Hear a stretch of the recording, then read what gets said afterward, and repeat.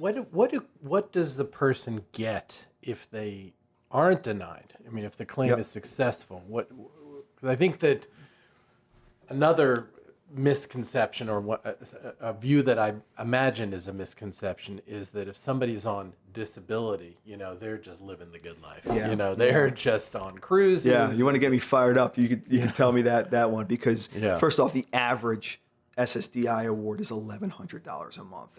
I don't know anybody who's living the good life on $1,100 a month alone. To answer your question, it all depends on how much you've paid in. So I can tell you, the longer you've worked, the longer you've paid taxes, you're going to get more in a monthly benefit check than someone who hasn't.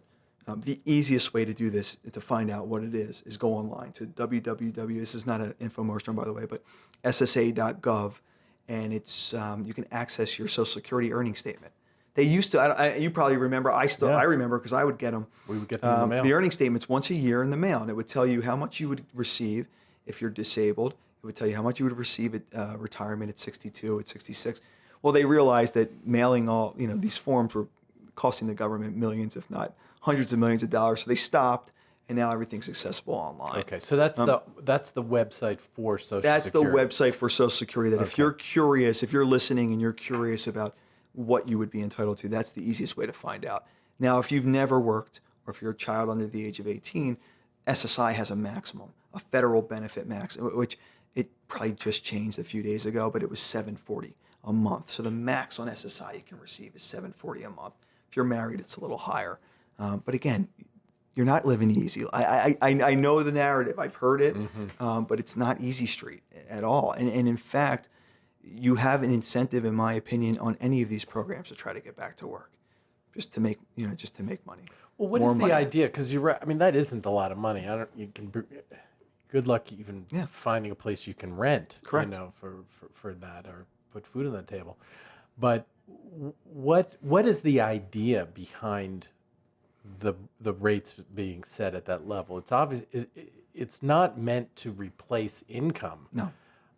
It's a fraction of income at best. Correct. Is there anything else that goes into the idea, the formulation, or the calculation of what the figures ought to be?